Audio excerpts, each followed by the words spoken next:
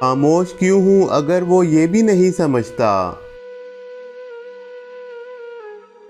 ज़बान से कह दूँ ये मैं ज़रूरी नहीं समझता। मुझे समझ इतनी चाहिए कि कह सकूँ मैं, तुझे समझता हूँ और कुछ भी नहीं समझता। मेरी नज़र में ये उससे आगे की कोई शय है।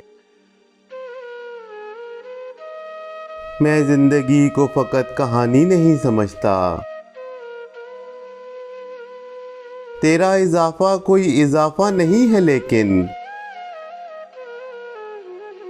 मैं ज़िंदगी में तुझे इज़ाफ़ी नहीं समझता।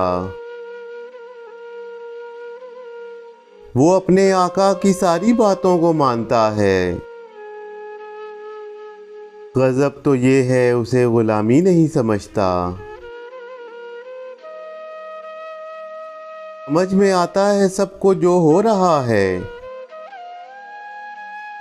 मगर ये क्यों हो रहा है कोई नहीं समझता।